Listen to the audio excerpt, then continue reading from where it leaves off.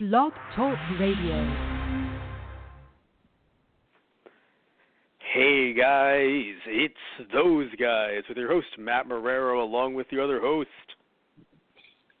Dead Inside Tristan Walter. Yeah, the tagline for this Night of Shyamalan is "New Family, Who Dis?"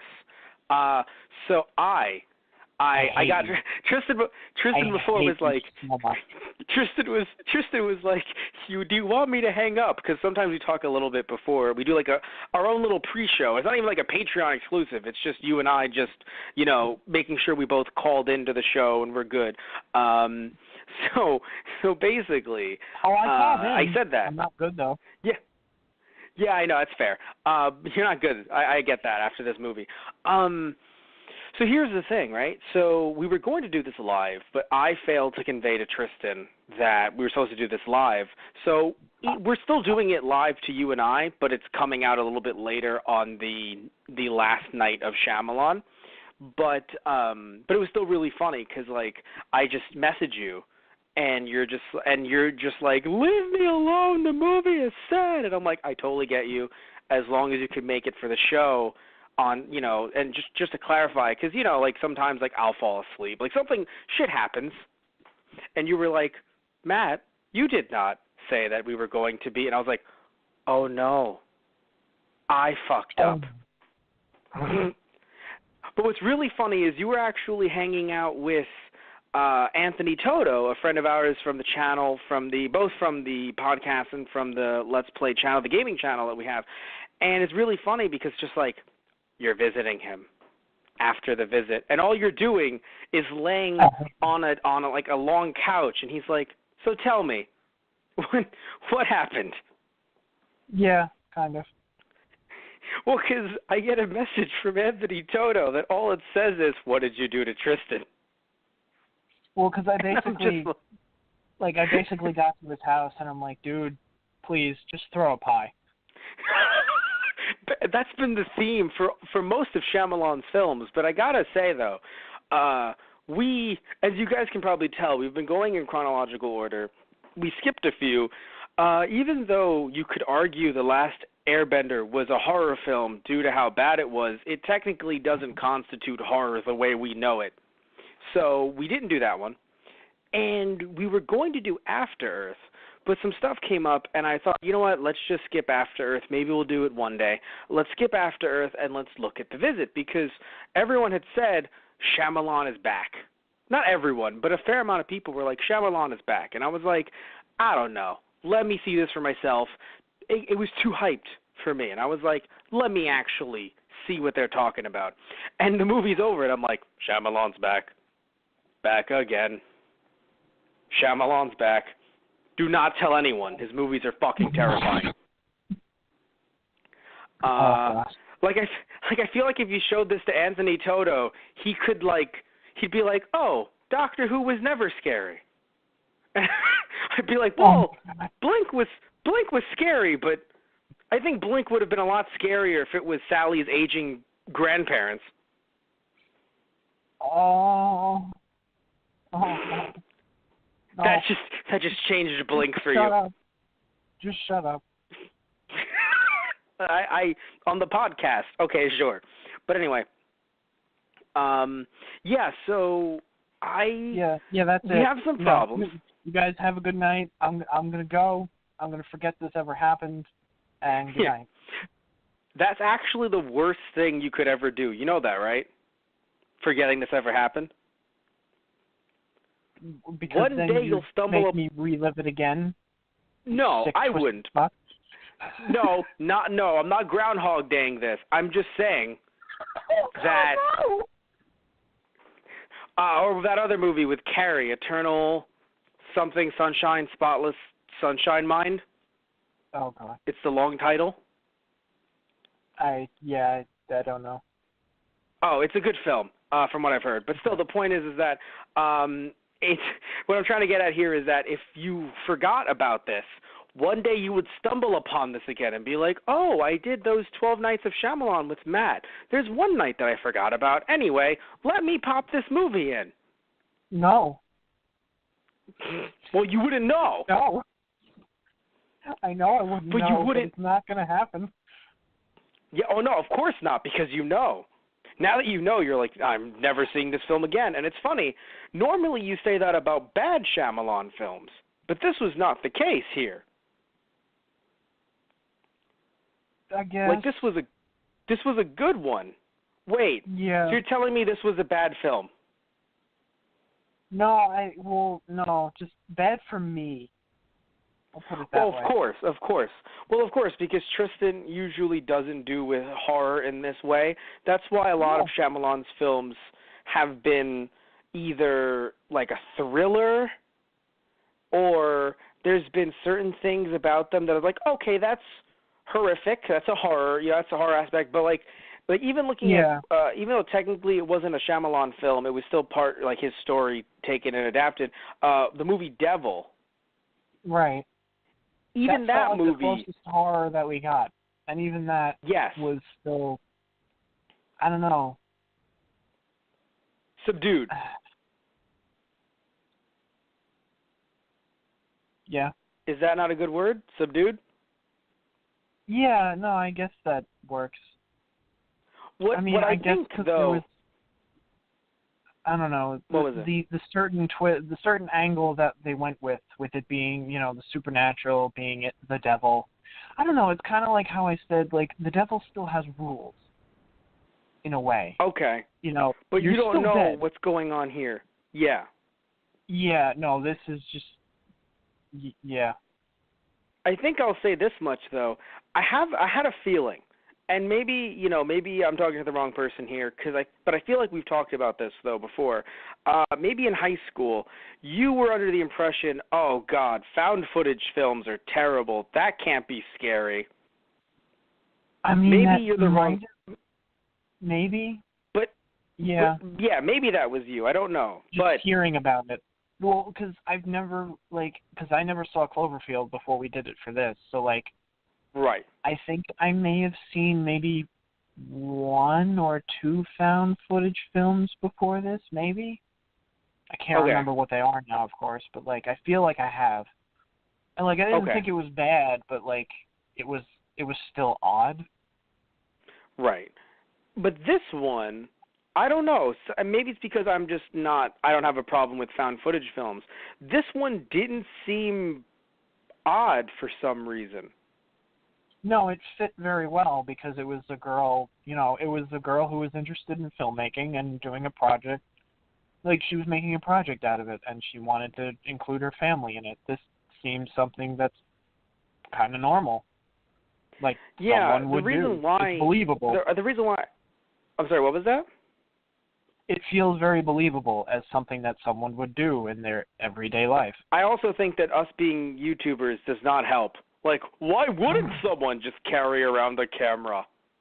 We don't do vlogs often, but but I feel like I don't know. Or the fact that camera phones are now a thing more so than they were in '08 when we had Paranormal Activity, where it was kind of really, to some people, I think when the first Paranormal Activity came out, and to be fair, I do think that in some not all, but some Paranormal Activity movies, or heck, even in most of them, there's at least one point in the movie where it's like, dude, why are you holding the camera?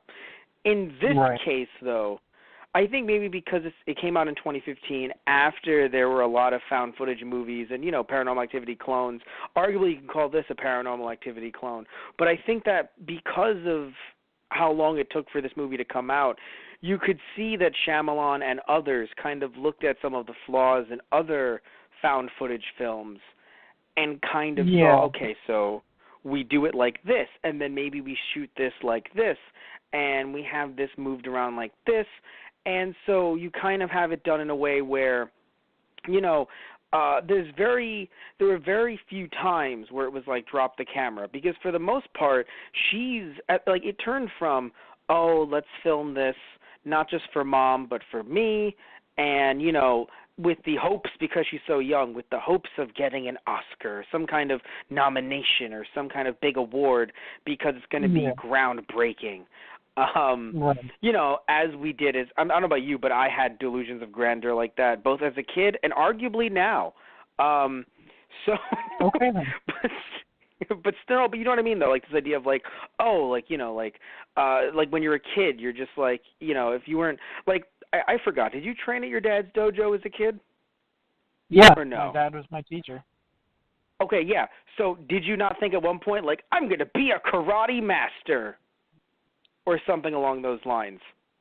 I mean, I've joked with you before and saying like I always kind of thought as my dad like Goku, and I was Gohan. Right. So that's what I'm saying. Like, not only did you see that representation in the show, but like you felt it. Like you weren't you weren't a kid with the same level of head that you have now. Like, of course I will not be one of the great masters. I am me. Yeah. But you know that now. I always laughed in the sense of like, one of these days we're going to find our own hyperbolic time chamber. Right, because you were a child, and now the quest continues. But now you're just like still looking. I mean, yeah. Yeah, but seriously, you see where I'm coming from. So like that's believable, but then it turns into her being like, I'm documenting these events due to the fact that I will probably die here. Yeah. So that was a thing. I think the only two parts of the movie that didn't make sense to me in terms of, you know, the camera work. Actually, technically three, I guess, but one can easily be explained away. The first was the transition shot between them with the camera and then tonight. Like, there was an actual transition, and until we learn at the end that she actually edited the whole thing together, at first I was like, okay, it's just been quick cuts for everything, which kind of is okay, because you can just imagine that they turned the camera off at that exact moment. Right. But there was an actual video transition from them into nighttime. Like, it wasn't just a cut from one scene to another. Like, it faded. That's what I'm thinking of. It faded, and I was like, yo, who made this fade? Come on. Right. Like, oh, it's like that one episode of Doctor Who where it's just like, really? The sand guy just sat there with fucking Adobe Premiere Pro? Like, I was like, demons with Adobe, because at the time I didn't know who the bad guys were, so I was like, demons with Adobe Premiere Pro? Like, come on, Phil, we really got to get this out on time. I know. Like, I didn't know what was going on. Like, demons want to make videos for, you know, video platforms like YouTube and other places too, Matt. I mean, come on. Community. No, it's not. Yeah, I know, right? It's not even the demons. It's just the little people from the lake where it's just like, it's like, you broke it again. I'm sorry, I'm consistently wet. We're in the lake, then we're not in the lake, then we're in the lake. I don't know. Because remember that story that the grandma said with like, oh, the little Martians in the lake. It's funny because I believed her. Which, I'm sorry, in a Shyamalan movie, I believe the things that people say are crazy. I'm like, nope, I believe it. Yeah, that's fair. Because early on in his filmmaking, if you've never seen a film of his, early on, if you don't know too much about the twist, but you know a little bit, you're not just going to sit there and be like, he's a ghost, right? But, yeah, okay, here's the thing. I assume there were dead bodies. I just never predicted who the bodies were. Because there was no indication to me. Like, it was like that, like I thought maybe it was like an Invasion of the Body Snatchers situation where they're, being taken over by aliens or demons or demon aliens, whatever the fuck this week. So at one point I thought possession was a possibility too. Yeah. Yeah. But okay, so first of all, yes, the first thing that I found odd in terms of the found film situation was the transition. But again, knowing that she edited later, fine. The fact that I'm happy they dropped one of the cameras to the ground at the end of the film because it makes sense. Right. However, there was film in that camera, or at least there was an SD card in there. I assume that the cops gave it to them later. Probably, yeah. But again, it was dropped, so like the thought is they lost all that footage from the end there, but it was edited in. So clearly they didn't lose it. You see what I mean? Yeah. And then I'm thinking another found footage issue. Yeah, the grandma putting the camera back, like, it just didn't make sense. Yeah, you think she would have just dropped it somewhere too? It was strange because the one thing that I didn't know about the film, Or and it's still in the strange sense that she was going to put it back so they wouldn't notice that she picked it up until they looked at it. I don't know. that's the issue. That's the one issue I have with this movie is that, well, two, but they kind of coincide with each other. The first is demonization of those with mental illness, but Yeah. it kind of ties into the fact that you would, I don't know, like, because at first I thought maybe the mental illness is a red herring. Like, Right. oh, these two don't have mental illness.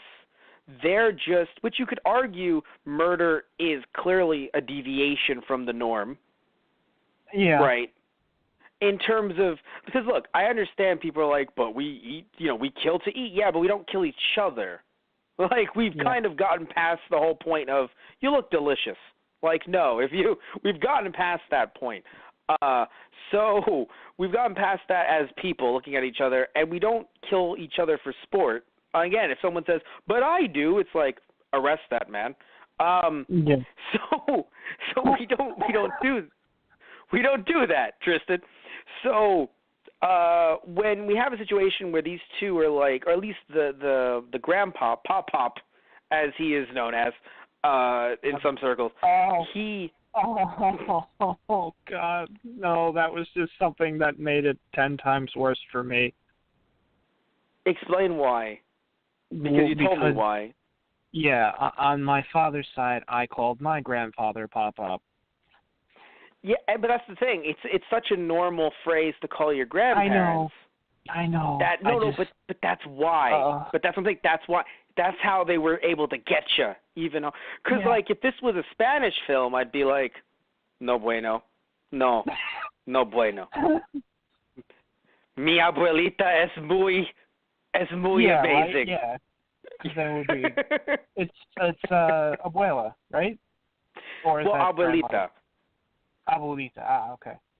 Yeah. But still, so, but that's the thing too. I think something. Well, no, we'll get to that a little bit later. I was about to say, but still, when it comes to the whole mental illness thing, if it's just like I'm okay with it being like a red herring. Like, oh no, these two are actually not mentally ill in that regard, but they definitely enjoy a good murder every once in a while, and it's like, well, that's bad. Yeah. That's not good. But the issue is, at least when it came to the elderly woman, it seemed as if she, her mental illness became weaponized and essentially made her into this creature. And I'm not saying that can't ever happen to someone. I can't, because we can't speak in absolutes. Neither of us are Siths. But it still is an issue whenever we see horror and we see I'm sorry, Tristan. Whenever we see horror and we see a mental illness, the two seem to have a very an ongoing relationship. They're usually married. There's a marriage between them. And by the way, I'm not trying to say, oh, we can't see like American Psycho, or not American Psycho, but like Psycho.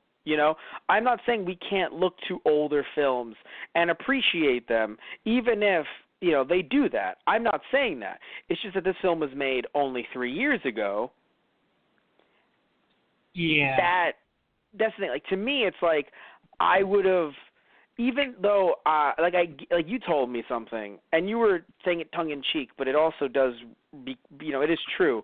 The real evil is people. Which it didn't have to be crazy demons from, Plan 9 from outer space. It's like, no, it didn't have to be zombies. It didn't have to be anything crazy like that. It didn't have to be the plants, because fuck the plants. It didn't have to be anything like that. It just, fuck plants. No, it was, I'm kidding, I love you. I'd I just like don't to want. go back to the plants now. Yeah, right. No, it's funny because the murders in there, everything in there was so much more grisly, but the problem is that it was so gory that it became edgy to you and I. Yeah, for like Devil. No, The Happening. Or no, The Happening. Yeah. Yeah, that's the issue. With The Happening, it was so edgy that it felt like it was just like, it was just kind of like, okay, sure, whatever. Same thing with the the U.S. live-action Death Note movie that we also talked about for Friday Night Movies a while ago.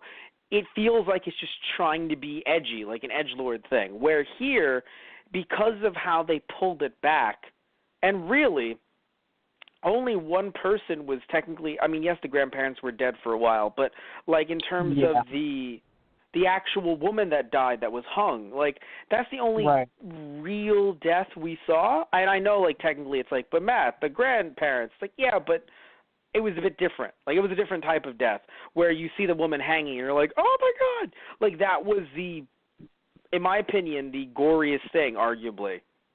Yeah. Like, out of a current death. I guess, yeah. Well, because no one, I mean, arguably, if you want to say no, but the grandparents are corpses, that's gory or fair. But I'm saying that, like, we didn't really see a lot of death in this movie. Yeah, I would have said the girl stabbing the quote unquote grandmother at the end, but well, like they're in the sheet. But we didn't even like, see it. Yeah, like, yeah, I guess you only see flashes, but like you see some blood splatter. Oh no, but that's like it's horrifying from a point of view of, oh my God, I can't see it, so your mind pictures what it could look like, and you hear the guttural screams, and you're like, oh my God.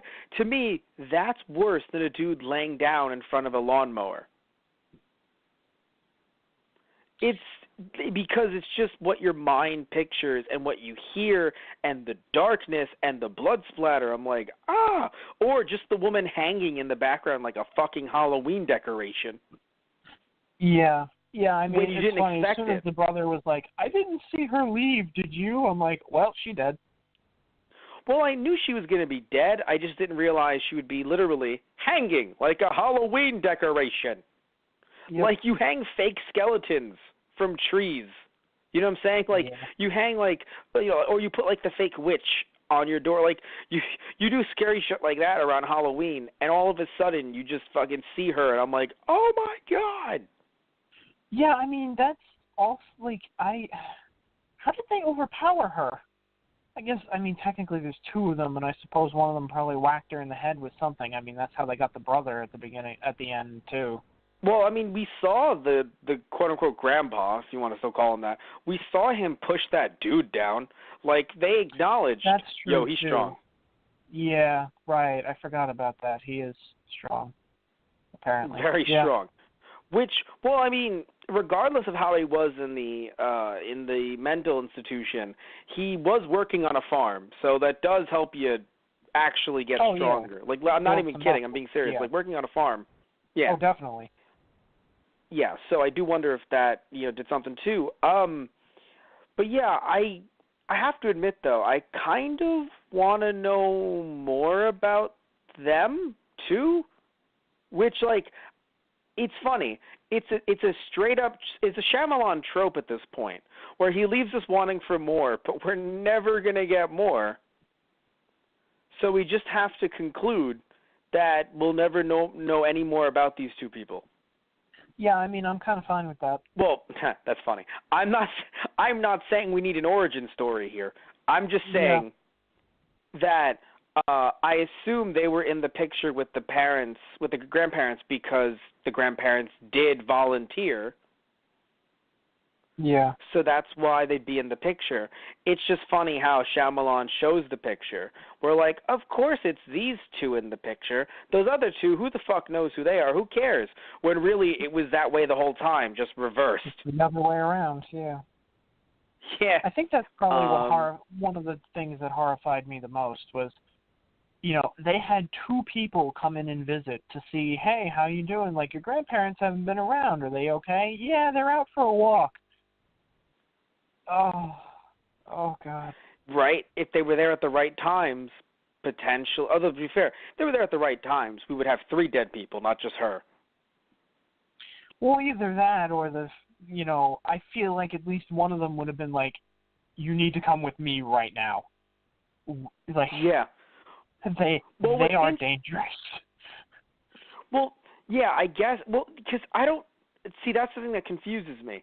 So it seemed like the place that they volunteered at was for people, because drug addicts, or was it people who were mentally ill? Because I don't know. Yeah, because they said it was a hospital.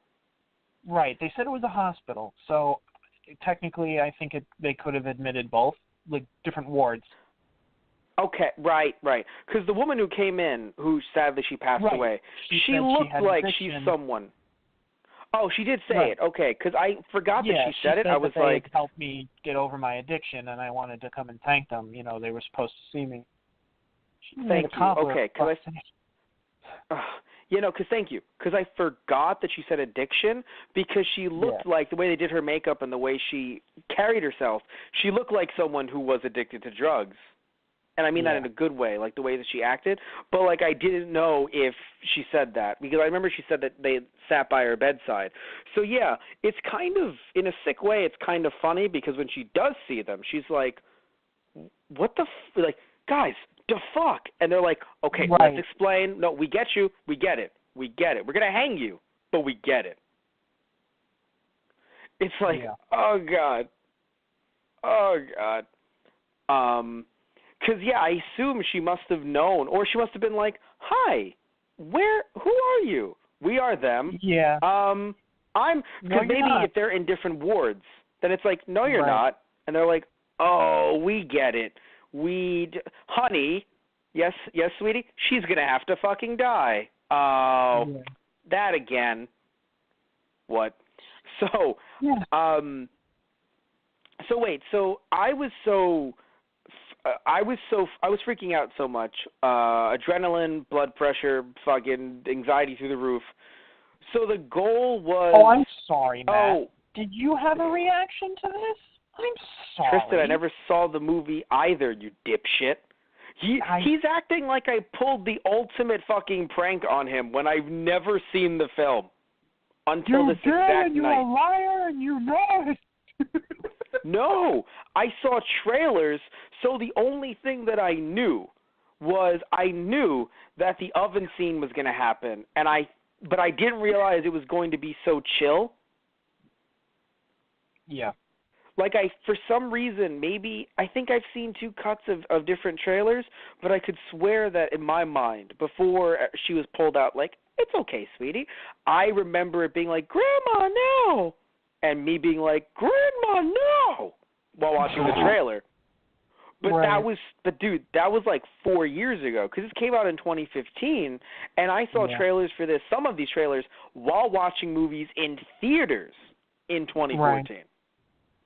So I've never seen the movie, and that's why I was like I didn't even know it was going to be a found footage film, actually.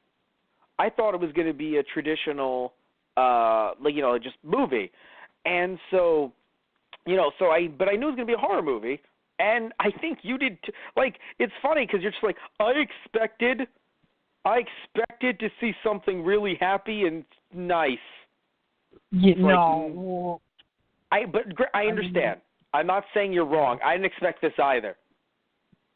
I suspected a Shyamalan horror movie, not a straight-up horror movie. That's fair. That is fair. I'll give you that. He does things differently.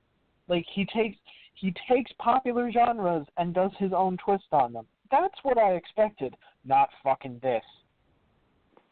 Yeah, because this was his own twist, as in he made it, but it wasn't necessarily not necessarily. I don't think his other films are necessarily a subversion, but like we've said, they are different twists. This one technically wasn't a twist. It was just one of those things where after the shit that he had done previously, because as much as you and I didn't hate Devil, there were definitely people, critics that were like, nope, not good. So people considered Devil part of his decline. Right. So that's the thing. So when they get Devil and The Last Airbender in the same year. Right, yeah. Then they get After Earth 3 years later. And then they get this. I will admit, yes, it definitely wasn't his own twist in a way. Because maybe you could argue his twist was the stamp of, it's about a family, damn it. Well, that's his thing. No matter what the movie, it's usually about a family, or in case of like Lady of the Water, a community. You could argue The Village as well, a community, but still, it's usually about like, it's family dynamics, god damn it. And that's what he puts a stamp on. Right. But, but back to the mental illness thing. So yeah, the issue is that the two kind of complement each other, like my issues, my bigger issues, where it's like mental illness being demonized and then coupled with this idea that like it's not a red herring, like, because the thing is the reason why I said I want to know a bit more about these people is because I think, I haven't said this yet on the podcast, but I told you before we began the show, if we learn that these people are serial killers whose minds have deteriorated, I get it. Yeah. But it's weird to say that, oh, the issue is that they're slowly losing their minds with dementia or other, factors. The whole sundowning thing is like a term that has actually been coined and used. Like that idea that, apparently that's going to cause them to do shit like that. I mean, that harkens back to like the idea with The Happening. Like he used little things that like plants actually do, but then he blew it up to the extreme like that cinema does. So here it's like using actual medical terms, but then blowing it up to a horrifying extreme for the movie. Right, and but of course the issue is that no one in this country is going to be like, and that's why we have to that's the problem with plants. Be scared of your plants. Yeah, right. The problem is but obviously when it comes to mental illness in this country, it's always like it's always that, like the idea of like mental illness, ooh, well, that's terrifying. And it's like, no, not everyone that, experiences, let's say, like depression, because that's considered mental illness, or wants to potentially commit suicide. Like, they should be helped, of course, but it doesn't mean that if they are depressed or want to commit suicide, it's just like they are going to be these two people. Yeah. So that's the thing. And, and it's something that I don't think we're there yet, because I'll admit, once we're there as a society, when it's like, no, the majority of people get it, then I could argue you could, not maybe lampoon, but you could exaggerate for cinema. But because we're not there yet, that's the issue, is that, like, the stereotypes are in place, and that's what people think. Like, when people think the phrase, oh, that person's going crazy, they don't think of it in, like, some people maybe think of it as like a blanket throwaway term, not actually mentally ill, just, you're very upset, you're very angry, maybe, to be fair. But in other cases, it's just like, oh, no, you're mentally ill? Yeah, you're like this dude over here. And it's like not remembering that you have to go to the party isn't going to cause him to get stabby. Yeah. So, again, we know nothing of these people. Perhaps they, they were killers, and then they have these issues. And if that's the case, fair, I guess. There are cases, where people can get aggressive. And I don't know if it's dementia specifically, but, like, yes, some patients can get a bit aggressive, but not to the point of murder. But even if they did, because, again, we're not talking in absolutes here. It's just the issue that when something is in a movie or in a book or in a TV show, it makes people think that that's the norm. Like DID, which DID, if anyone doesn't know, dissociative identity disorder. Oh, shit, I finally got it. I never get it. Which also has been commonly used as multiple personalities. Right. If I remember correctly, less than 1% of the population actually, like, there are less than 1% of, like, there's only been, like, out of everyone who's ever been mentally ill on record, like, maybe less than 1% of people have had DID. True DID. So what does that mean? that means that every single movie where it's just like, oh no, the killer had multiple personalities, is so low that really, out of all horror movies that deal with mental illness, there should be very few of them. But funnily enough, those are most of the horror movies, I would argue. Like most of the horror movies that deal with mental illness, if you're not counting murder in there with mental illness, then the idea is, it's, oh no, the killer didn't know because their other demonic side didn't let them know. Yeah. So, right. So even though that's not the ID isn't present here at all, but because clearly they knew that they were playing the part the whole time. Yeah.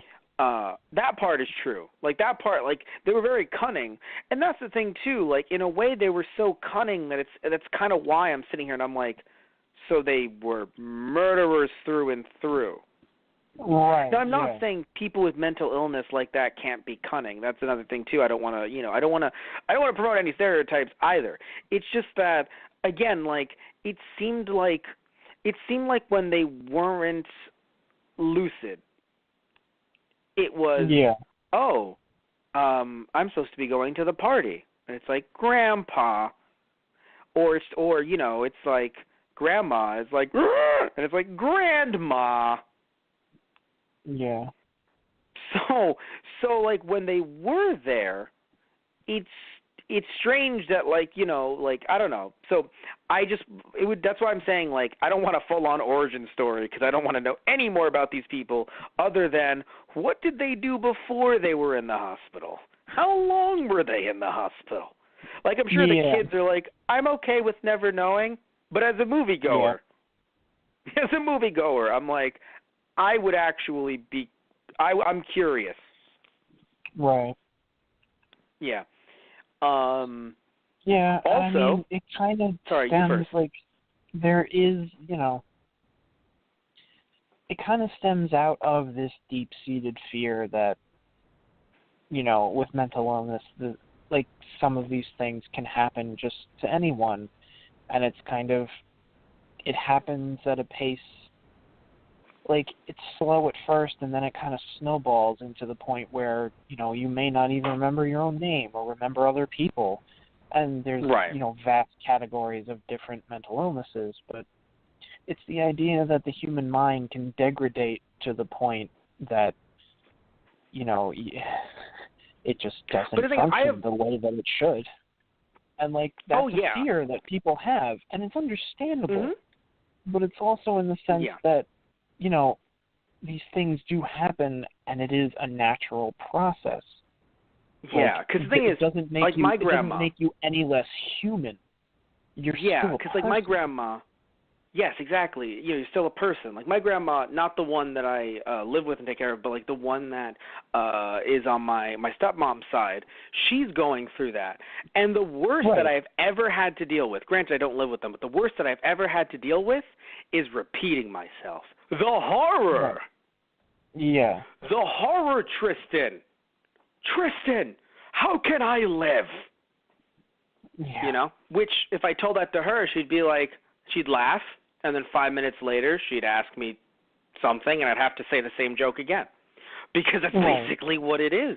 Like, my stepmom would go out, and my grandma would just be like, hey, where is she? And I'd be like, oh, she actually went to the store. She'd be like, oh, okay.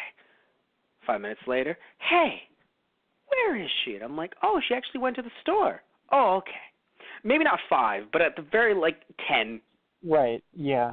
Close so my stepmom, so my stepmom was out for 30 minutes, probably 3 times at most, So that's the thing. The horror, Tristan. How was I able to survive that? Yeah. So that's the thing, dude. But I get why cinema tries to, marry these concepts together and blow it out of proportion, but it's also the sense of, a lot of people do just follow what's in the movies, and it's like that is not an accurate representation of what happens, on a day-to-day basis. And, it's not just movies either, and it's not just Shyamalan either. It's not like this is a trope that he came up with. It's been in plenty of cinema. It's been in plenty of games, too. And that's why I'm okay, at least with cinema. I'm okay, I don't know about with games, because you can also take things in different levels and make things a bit trippier in games as well. So, like, I don't know how to deal with it in games, to be fair, because I don't know, like, because I've played some, but I haven't played that many that have that trope, so, like, I don't want to, like, I can only tackle it in film because I know it in film more. Right. When it comes to film, I feel like it's this concept that for right now, I'm cool if we just don't touch it much anymore. Or if we do, we still try to make it this cartoony, not based in real life issues. But I think, and again, you could argue it was just as a red herring for us, and also But here's the thing, it didn't, because here's the thing too, right? Because at the end of the film, during the big scene where the older gentleman is torturing the kid, the young rapper, as he's God. But because he's torturing him, he literally in mid-torture is getting ready to go to the party. Yeah. Like, he is dealing with that. Like, it was a red herring for us earlier on to think, oh, they're just old with some old people problems. Right? It's like, no. But then, of course, exactly, right? But then, that's they still try and play off the fact. It's like, no, they actually do have these problems, but they're also murderers. It's like, how about you don't? Yeah, one or the other, please. Right, yeah. Let's actually make it, no, it was a big misunderstanding. They actually just need help. Or, no, they were fooling you the entire time, making you think they needed help when they were actually really, plotting to kill you the entire time. What's funny is I think because I have, we have this YouTube channel, and I'm doing a lot of the editing and running it and making the T-shirt designs and all that stuff. And the reason I bring it up is because my mind is so business oriented. I'm like, they killed them to steal their land, and it's like, no, Matt, they actually wanted to kill the grandkids. And I'm like, but how are they going to make money off that? It's like, Matt, no. Oh my God. Like, no, I actually thought, like, they killed them to steal their land. I thought they were, like, friends because they were in the picture together. I mean, yeah, that's true, actually. Mm-hmm. Yeah, maybe they were friends at one point. No, I mean, but they had the jumpers from the medical facility. I mean, they were friends. They were friends going back. True. Yeah, right. But yeah. So at first I thought that too, but then when I saw the medical facility thing, I'm like, oh, they're escaped mental patients. But of course, you have to be terrified of those escaped mental patients, which again, yes, that's the thing, if someone truly has mental issues to the point where they can't function, arguably, yes, you could be worried that someone doesn't know what the world is around them. Right, and they could harm others or be more of a harm to their self. Right. But the issue is, at least from us looking in, and again, we're also, moviegoers. We're not, like, hanging out with these old people 24/7. We're just watching this through the eyes of the kids. It seemed like they knew what they were doing. Yeah. Almost all of the time. And when they didn't, it was those senior moments, quote unquote. It wasn't the violent, angry tendencies. Yeah. Because, I mean, with the grandma, we had those established, once the sun goes down, shit goes haywire with Grams. Right. Although you could argue her running under the house was... yeah. That was a bit I have much. to say, though, that was a bit much, but I got to be real with you. Pissed my pants with the mom's recollection of the events. Oh, my God, I loved it when she used to do that. And I'm just like... Right, yeah, that's fucking hilarious. Well, that was the thing, because then I started to think, I'm like, maybe it's just Grandma taking a joke too far, because she doesn't realize, oh, wait, shit, I may have actually scared the kids. And that's a very Grandma thing to do. I mean, maybe. No, but what I mean is that, like, I don't know, like, I'm saying that, like, pushing the limits and not knowing what's socially acceptable. That's an elderly yeah. thing. It's an older thing to do. Like, I'm going to make that joke with, my boy. And it's like, no, please don't. Well, yeah. People I think usually of it more attribute like that way. It's like, that's a very out-of-date reference. Please do not. Please don't. Fair. No, but I mean, like, yeah, no, not like that. I'm not referring to it in that way necessarily, but you're right. I'm just saying that, like, certain things where it's just like, hey, don't say that to the boy. It was a joke. He's a boy. He gets it. Come on. It's like, no, Gramps, please don't. Right. You know what I'm saying? Or Dad, Yeah. please don't. But I'm saying, yeah, that's what I'm saying. Like, but in this case, it was just like, I remember when she used to run after me like that, and it's just like, you mean like the girl from The Ring, Mom? Yeah. That's what freaked me out. Like, she looked like the girl from The Ring, doing it like either crawling like the girl from The Ring or crawling like the girl from The Exorcist, backwards. Yeah. Right. Oh, God. No, I think that scene, it's hard to say what scene got me the most scared, but I think that one maybe did more than other. I don't know, because it's really hard to pick one scene where I'm like, that was the one where I peed the most, but I think that one might be. Because it was during the daytime and everything was supposed to be normal. Right. Like, when nightfall fell, you're like, okay, I know something crazy is going to happen here. Right. And when nightfall falls, when nightfall is there and Grandma's out of shot, now you're like, oh, I know something's going to be crazy here. Right. But to have it be like, we're playing under the house in the middle of the day. Grandma's doing fine. She's coming after. Oh, Jesus fucking. You know, like. Right. Like, it got to, like, seeing her crawl like that, I'm like, all right, I don't know about you, Tristan, but Grandma versus Cloverfield monster, I'm betting on Grandma.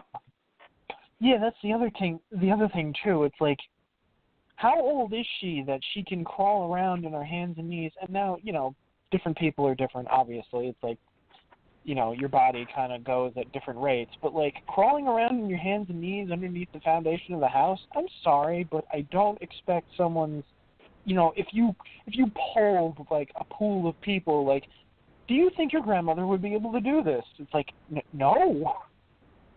And I think that's just one of those movie red herring, we're supposed to think, Damon's.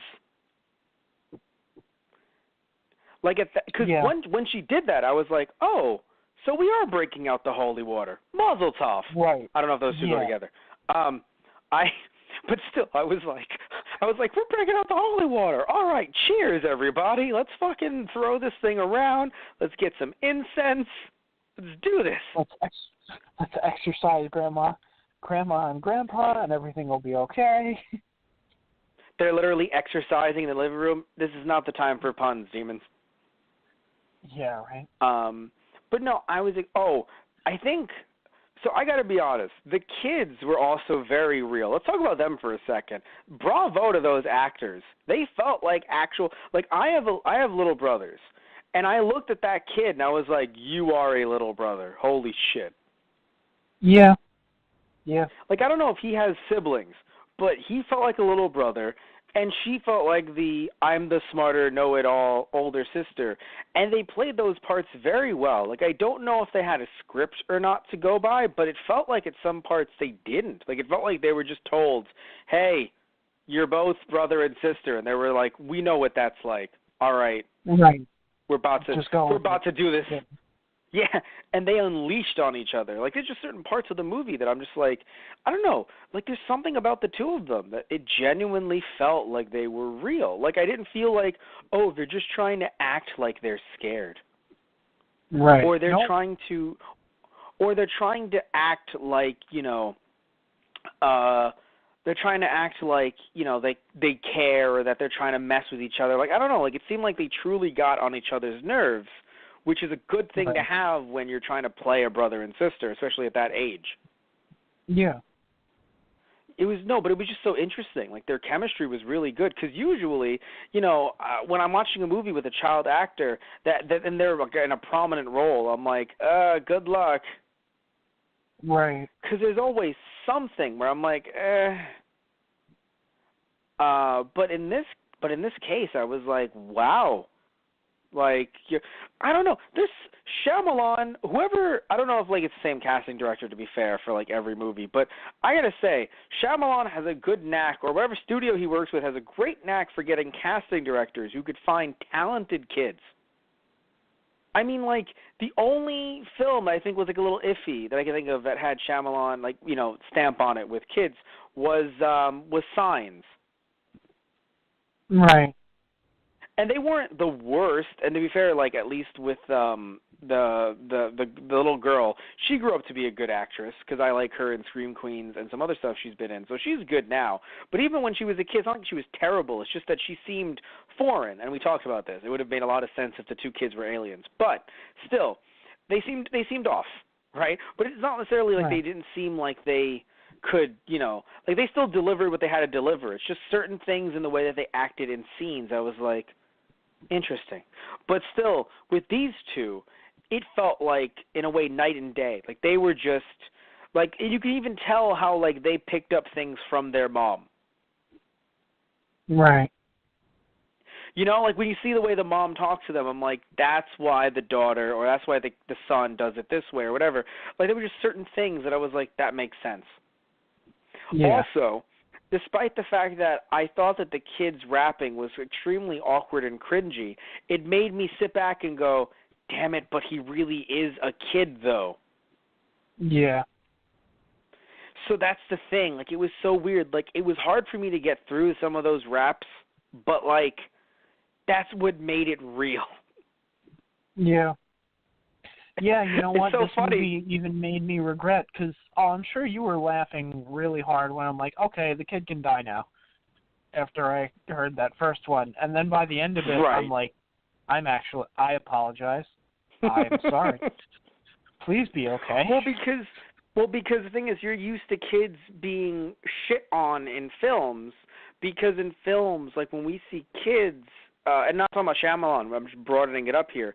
In films, when we see kids, it's like you have this, you know, either a male adult protagonist or even like a male teenage protagonist, or just, again, you know, you could have a female protagonist as well, but still, you have these big protagonists that are just like, shut up, you little shit, and the kid is actually being this huge little shit, and I have to put a respect and tell people, sometimes Tristan Walter, hey, come on, it is a kid, so let's give a little bit of leeway. But they're never shown to have more depth other than that one scene or those few scenes where they're little shits. Right. And there isn't more depth to their character. Or even when there is, it's just, it isn't really, like, there was more depth to that kid in the first Jurassic World, I'll admit. But comparing that kid's depth to his character, you know, because he was throughout the whole movie, versus that kid in the beginning of Jurassic Park, it is night and day. Right. So, because of course I know one scene, but still, it is night and day. And even with the kids, even though I like the little kid in the first Jurassic Park, the one who was throughout the entire movie, the one who actually looked up to Grant, he was cool. Right. But again, compared to this kid in this movie, seeing his, you know, like with that family dynamic, seeing the fact that, you know, we finally get to see him open up, and, you know, he says something that I think is the most real thing I've seen in a movie about divorce. Granted, I haven't seen that many movies with divorce intact, to be fair, but one of the most real things where, you know, he just says, oh, you know, we're talking about like, oh yeah, Dad left because of the fact that, you know, he wasn't proud of me because of this one Little League game. And she was like, the sister was like, that was 3 years before he left, and that's why he left. And he's like, really think okay, that's well, you why know, when he you left? say it, no, and he's like, okay, well, when you say it out loud like that, it sounds stupid. And I laughed, but it's something that actually happens, though, and it's really sad because, you know, you know, when you leave like that, even if you tell the kid why. Yeah, they're never going to they're never going to know the reason why, like, oh, why did Dad leave? You know? But the thing is, though, is he told them why. But even then, they're so young. Oh, yeah. That it's just, well, no, because I say he told them why because, like, he left a card. Like, okay, he left in the right, sense well, the that sister was you old don't. enough to remember that.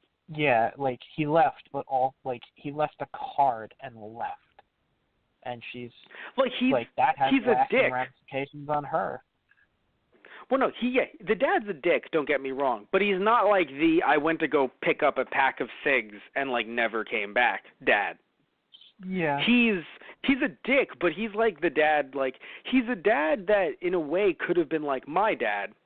If my dad, well, because it's interesting to say this because like people know this, my dad and mom got divorced when I was really really young, so I don't remember much of it. I just know that for most of my life they were not together. But my dad never left the state because he was always like, hey, I want to be here for my kid.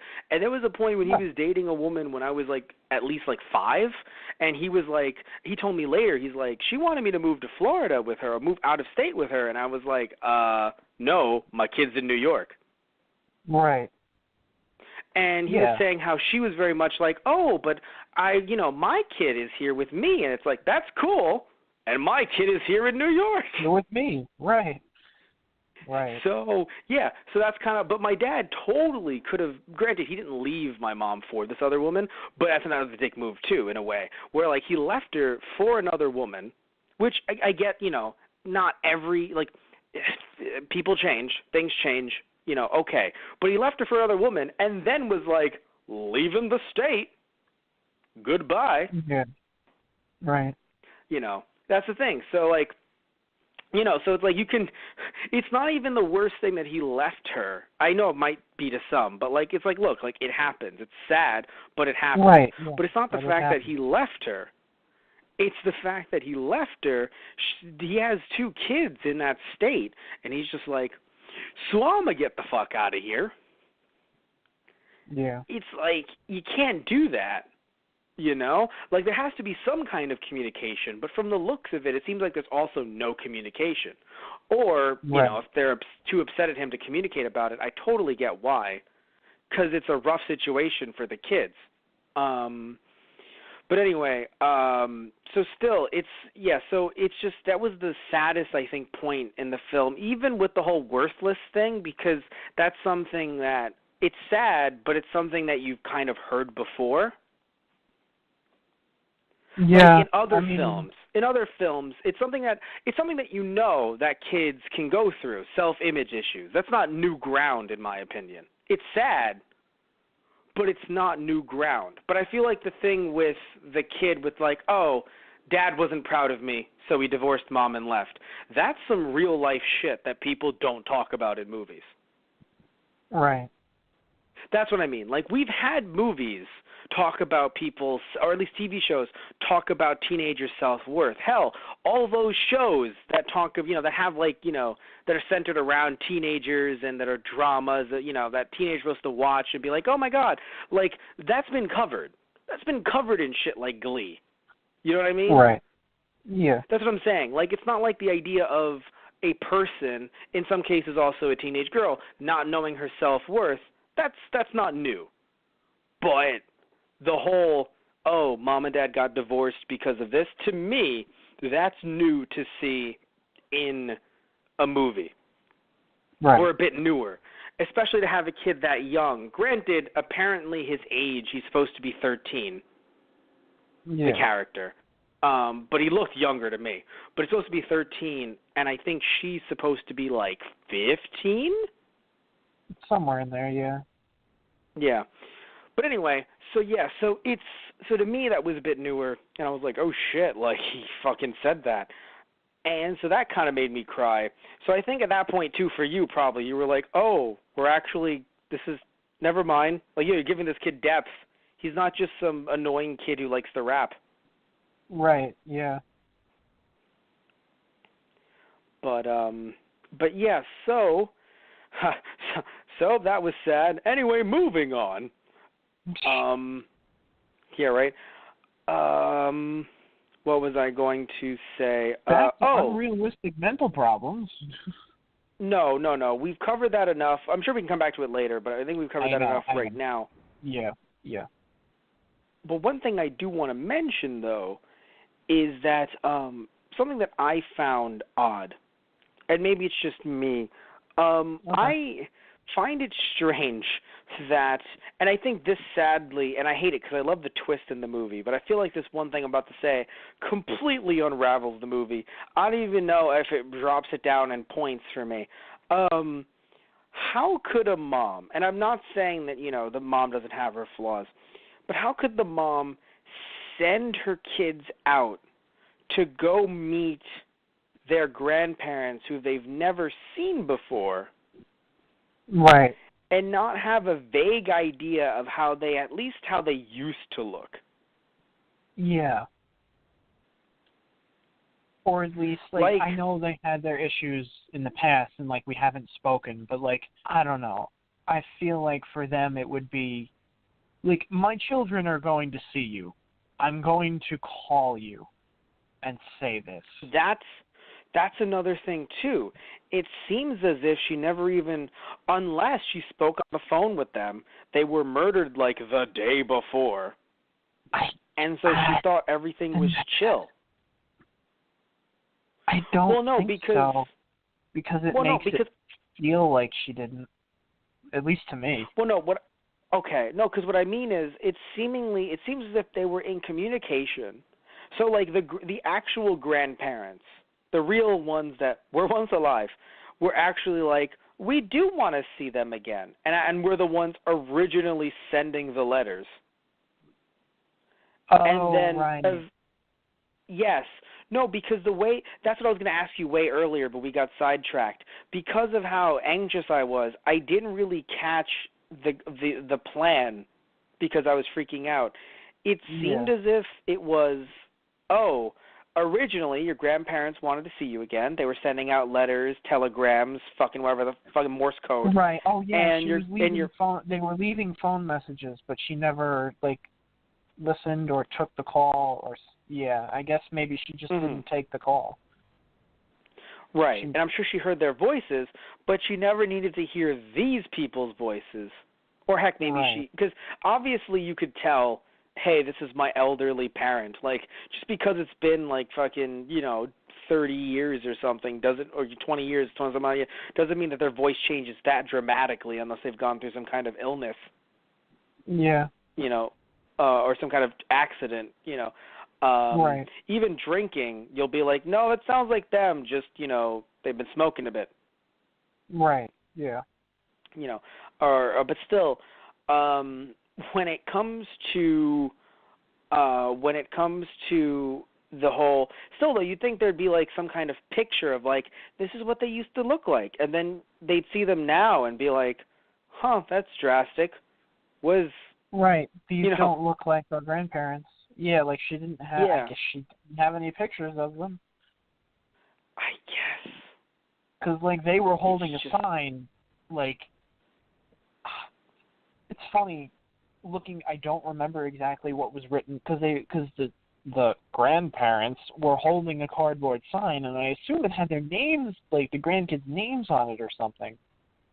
So that's how I they thought knew, it had like the blank family. I thought it had that on it.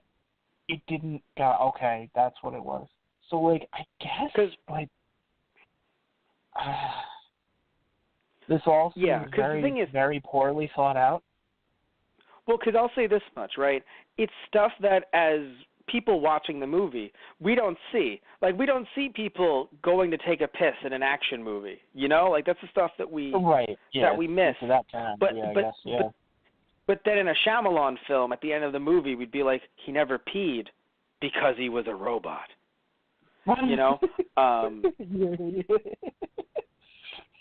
Shyamalan, become human. That's.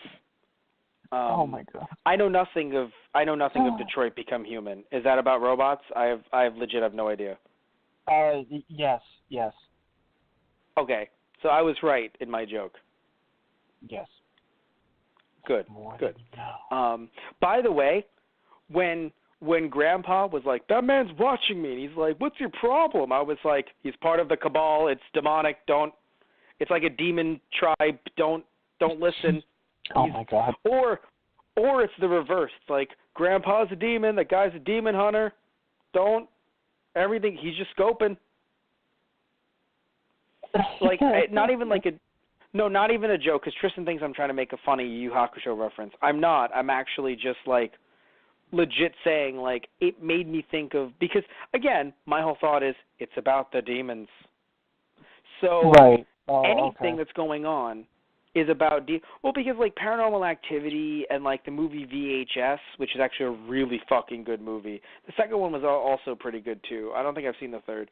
And I'll talk to you about VHS another time, Tristan, but still, VHS, really good movie. You know, like you think, like, oh, demons or paranormal or something. So if I see someone that he's fighting, I'm like, either he's a demon, or like the guy that he's punching is a demon, or he's a demon hunter, or there's some shit going down. And that's why it's kind of funny.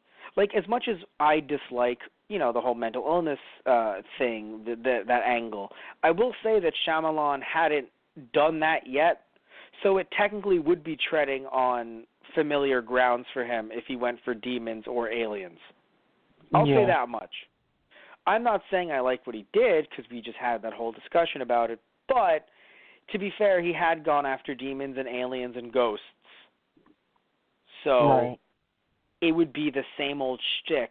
And even talking about the things in the lake, that was arguably a lot like Lady in the Water in a sense, with the mystical elements. If you didn't take the alien thing into account, like, oh, they're going into their spaceship, then the idea is that it would be mystical.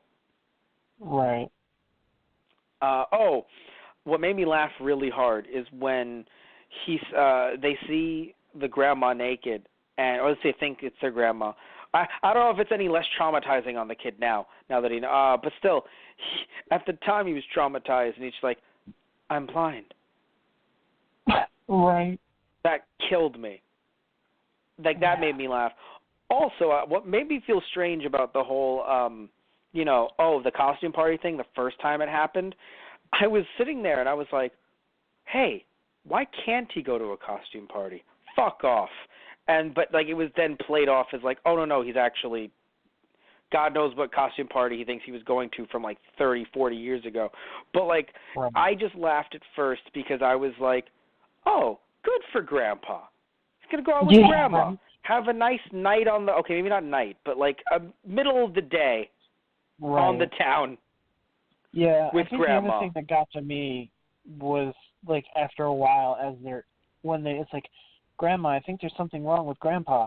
Grandpa, I think there's something wrong with Grandma, and they would both just kind of shit on each other. I think the last one where they told, about the party or whether being out in the shed, the grandpa, the grandmother was just like, yeah, he's crazy. And I'm like, that's your husband?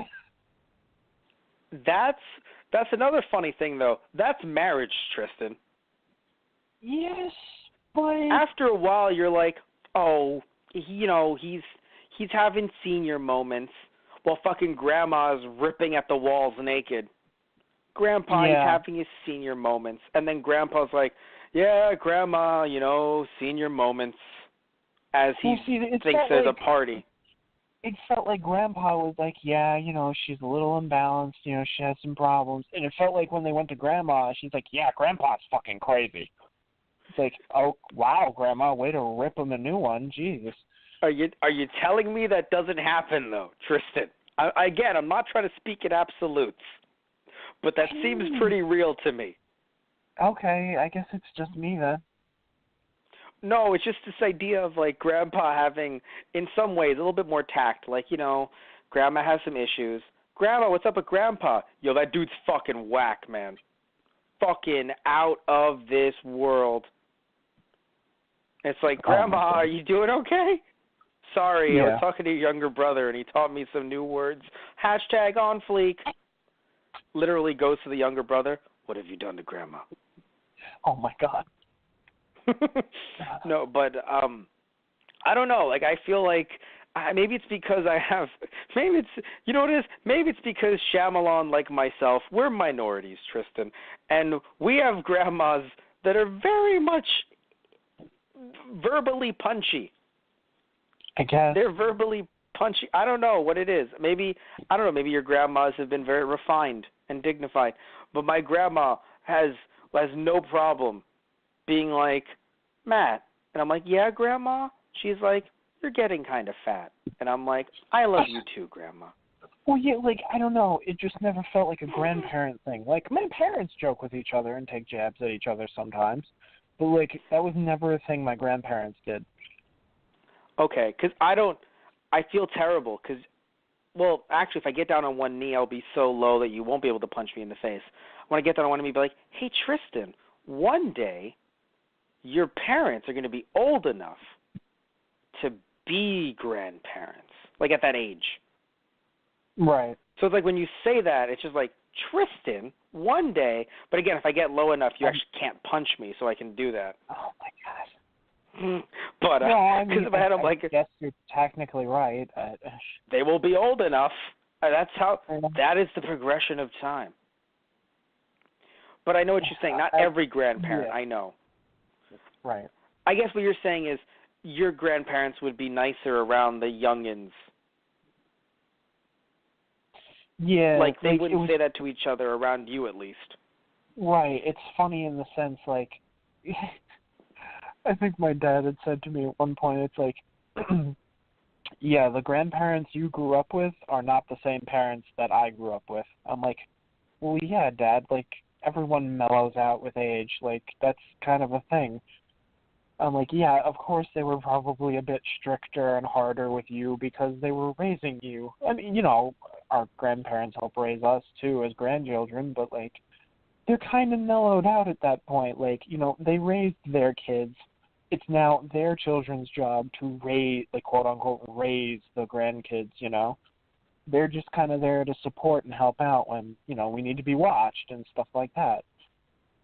So, like, yeah, of course they're like, oh, the sweet little angels, our grandchildren. It's like, sweet little angel. Oh, jeez. I want the grandparents on your dad's side to shit on you for watching New Godzilla. Like, oh, kaiju back in my day, kid. Like, I want them to shit on you. Like, oh, yeah, this CGI bull crap, all right? There wasn't a blue screen. I'm not watching. Yeah, I mean, that only really came into effect with my parents. So it would have to be my children to them. Basically. Okay. That'd be funny.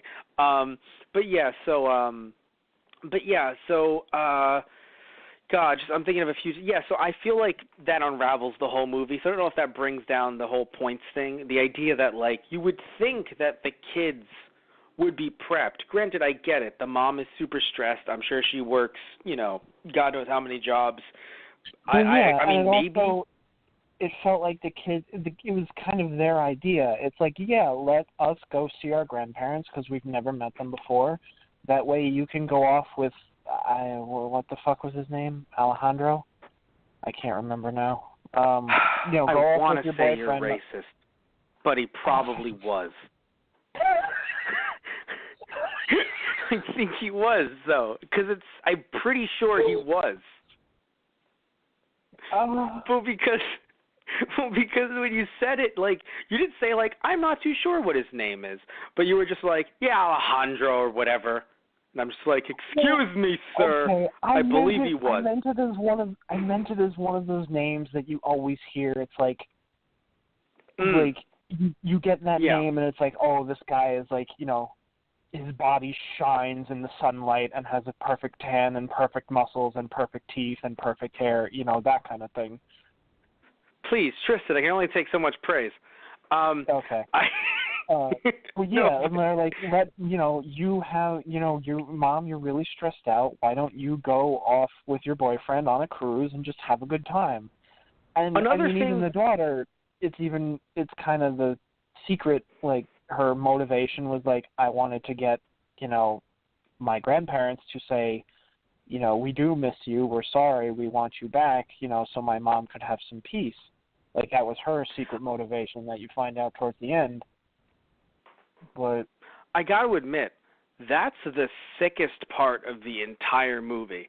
Not that she wants that, but that the grandparents, quote unquote, gave her that on camera. That to me makes them sicker than even like the murder. The murderers, plural. Like, I gotta be real with you, right? The murders are bad, no doubt, but the fact that, like, on camera it was like, it was really sad to see her go. It's like, you pieces of shit. Yeah. Yeah, no, that definitely, that should be the top of the list. And then the very, very close second is just, you got a problem with germs, don't you? Splat. I got to admit, that's bad, but I think that's number 3, because number 2 definitely is murders. I got to be real with you. Definitely the murders. Okay. I got to be real. I think a close second should be the murders. I don't know if in your head you were like, no, they're so bad that they're off the list. But I'm like, but remember, they're still on the list. It's just that I think number 1 is the fact that, like, they actually, granted, the grandma, for some reason, I don't know what the fuck happened to her. Maybe she didn't want to remember her own kids or something. I don't know. Or the fact that she didn't have kids, maybe? I don't know. I don't know, man. It was that's weird. What it felt like. That's kind of what I got the vibe from the other guy was telling them about. Yeah, like he wanted grandkids. Like he wanted, and she wanted grandkids or something like that. Or like they never got to have kids of their own, so I don't even know if they're together. Like they might just be partners in crime, for fuck's sake. No, I think they are. I don't know. I mean, there's something about I don't know. I don't know. There's something, I feel like you have to care about someone enough, even though you could argue that he weaponized her. You feel like you have to care about someone enough to have them around and to keep you up at night like that. Well, that's the other thing. That was the weird thing towards the end. He's like, I need to get your grandmother up to bed. It's like, he locked her in that room. Or maybe he only locked it after he threw the girl in. I think he did because she was awake. She got out all the other nights. Yeah, I'm like, did you only lock her in there tonight? Like, question mark? Well, yeah, because he was. That's the night they were going to die. Right. Yeah. Oh, by the way, so I feel like such a piece of shit. Only because when the grandma was running with her hands behind her back. Don't you dare. You remember that, right? Where she like, what? Yeah. What was that? I didn't hear what you said. I wasn't terrified. Okay, God damn it. Because I think it was like, oh my God, she's running, and I'm like, it's a Naruto run. Is that like a problem? Like that's the most anime thing. Like all that showed me was like, oh shit, she watches subs on Crunchyroll. That's pretty cool. I knew that's where this was going. Like I'm sitting there and I'm just like, honestly, like why don't we just like as she's running, she's like, we are fighting dreamers. Takamino man. I'm like, all right, who cares? That was the least. I don't think Shyamalan in any way ever meant for that to be what happened. I think he was just like, we gotta find something that is odd, but not too odd that she's murdering them yet. Right. So, I don't know. I will admit, though, at first I jumped because I was like, oh, grandma's out of shot, grandma's in the shot. So I will admit, when she ran by the first time, I was like, okay, there's grandma. But after that, I was like it was one of those, like, you showed the quote-unquote monster, you showed the villain too many times. Like, in that one scene, I was like, too long. Became less scary. Now, the scene where, like, she's crawling back and then they close the door at the last second, I was like, no bueno. Yeah. Not for me, S.A. Yeah. But also, now that we're back to crazy grandma, and I don't mean crazy as in mentally ill, but, like, scary grandma parts, the back to it, though, because we mentioned it a little bit earlier, just that scene where she puts the camera back, again, there was no method to that, and that's the kind of And also, something you mentioned, and I thought you were going to go more in depth with it, the idea it's like, Grandma, there's something wrong with Grandpa, there's something wrong with, eventually it's like, you'd think that the grandparents would be like, all right, let's just kill him now. Or reverse, you know what? I think we should go now. I know you don't have your shot yet, sis, but I think you agree with me. Ah! I feel like the kids could have left at any time. They could have outrun them. Well, I disagree. They're supposed to be older people. They could have ran at any given time. I disagree with that. Although, it's funny because at the beginning of the movie when they drive out to the house, as soon as they drove up to the house, I'm like, so they live in the middle of nowhere on a farm. They're going to die. This is literally the house of murderers. Oh, in my house, like, you make me look bad. Ooga booga booga. Ah! Courage, cowardly dog. They live in the middle of nowhere. But, basically. Oh, my God. So There's a movie for you. I'm trying to think of... Shyamalan's Courage the Cowardly Dog. That would be fun. I don't know about you. I think it'd be fun. I feel like you could make that fun. Yeah. Either him or Tim Burton. Either one. Oh, shit. Well, that's something you didn't expect. Get on it. Oh, you know what I had Get thought? Yeah. Yeah, right? Get on that, Tim Burton. But you know what it is? I don't want Johnny Depp in that movie, and he would be. Johnny Depp as Eustace Bag. Helena Bonham Carter as... oh, my God. What was it? Muriel? Yeah, Muriel. Muriel. Yep, Muriel. Oh, God. I don't know who would be Courage, and I don't want... Danny DeVito voices over Courage. Oh, my God. We got the whole cast. To a dog. Would you care for some screams in this trying time? Oh, my God. Anyway, let's get back to the shit that matters. I was wondering if, and this could have made sense, there was something in the water causing them to be delirious. Yeah. Because the water did not look good. So I was wondering. Wow. Holy crap. Yeah, in that well, which of course is kind of funny. It's funny. What? Yeah, it sounded like they were hiding bodies in there, and then, no, it was in the basement like they told them the entire time. That, again, kind of felt like a misdirection. Something, yeah, misdirection, like, clearly the basement is the problem, which is funny because some scary shit went on in Shyamalan's basement. A lot of basement stuff going on in his films. Yeah, right? Jeez. But anyway, no, but seriously, though, I think it was one of those things where, again, it was right... natural fear in the basement. What was that? I said either that or his kids have an unnatural fear of their basement, and he's just playing off that. Yeah, exactly. But still, when it came to the whole basement thing, I think it was supposed to be like, I wonder what's in the basement. And we're supposed to, think about it. But then with all the other shit going on, we're like, oh, that's too in our face. It won't be that. And then it is. Now, that's not true, again, of every Shyamalan film. But in some cases, yes. It's just this idea of I think he definitely made this movie with the idea that we're going to have preconceived notions about his films. Right. Now, you don't have to. You don't, right? You could, you could actually just, watch the movie or come as a standalone thing. One.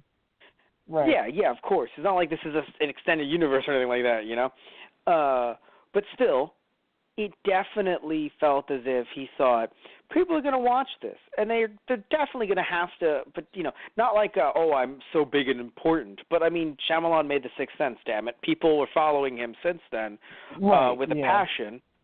So definitely, people were sitting back like, yeah, Shyamalan's making that new film. Oh, I'm sure people probably before they saw the trailer were like, oh God, a new Shyamalan film. And then, like myself, they saw the trailer, were like, oh damn. Right. Because I'll send them to you after we're done with the show. But yeah, they were intense, those trailers, those teaser spots. They were. I can imagine. Yeah, you can imagine, right? Was what the actual finished product was. I'm thinking anything else I wanted to bring up. Let's see here. What? Oh, the daughter. She really looks like her movie mom. Like, it's very interesting. Like, they chose someone who really does look like her, in my opinion. Right. Like, I don't know. I just see a resemblance, like, in the eyebrows and, like, just certain, I don't know. There's certain things that I'm like, I could see you two actually being mother-daughter. It was weird. Because some movies, they're, like, really off. Although it's very funny, though, something that, speaking of movie casting that you don't really think about, I did not think about the fact that the mom looks nothing like the grandma, quote-unquote, grandma. Yeah. Yeah. But you don't think about that because it's a movie, which is another great thing, I think, just something that Shyamalan maybe toyed with. The idea that, like, who's going to think, like, they don't look anything alike? Like, maybe someone in a theater said that and laughed, and then by the end of the movie, they're like, I said it! Right, yeah. But, one thing I wanted to mention. So, I've said this before. You and I occasionally look after our grandmothers when we need to. Yep. So I've said this before on the podcast, but like now I'm saying it again for one purpose. I feel like this movie did to us what Get Out did to African American men with their white girlfriends. It made us scared of our grandmas. I think it did that though, Tristan. Yeah, yeah, it kind of did in a way.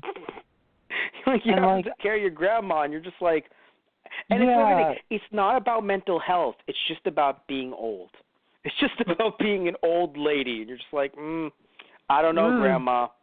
I think, like, your grandma's like, could you get on the ladder to get up to the gutter? Nope, your fucking move, lady. Like, I just need you to get on the ladder. You mean the one I'm going to fall off of? What? Why did you have to use that example? Because that one is realistic to your life. I hate you. I hate you so much right now. You get a second ladder. You climb up this one. I'll climb up this one. Quid pro quo. Oh, God. She's like, well, okay. He just climbs up it. You're just like, you first. Oh, God. Oh, by the way, an aside. Yeah, no, Matt, don't worry. that'll be for you. It's like, can you help me cook? Can you get in the oven?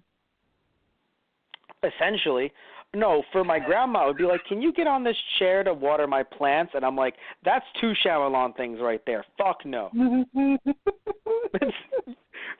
You just hit me with the double Shyamalan. No, thank you. No, thank you. But anyway, what I was trying to get at, though, Tristan, was the scene with the grandma laughing. I freaked out because my thought is the TV's not even going to be on. Fucking didn't even own a television. I was like, you know what? I'm done, Shyamalan. Yeah. Because she said, the girl, she said while she's narrating, she said she's narrating the scene, and she's just like, oh, grandma's laughing as if she's watching television, but she's not. Right. And I'm like, yeah, because the TV's off, duh. And I'm just like, doesn't even own one. You know what? Fuck it. Yep. I checked out immediately. Oh, you know what really freaked me out and confused me?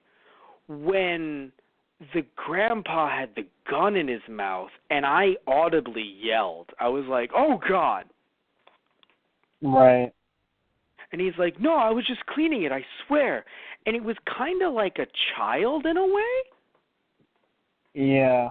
Which, again, the deterioration of, like, please don't get mad at me. I was just cleaning it. And I'm just like, okay.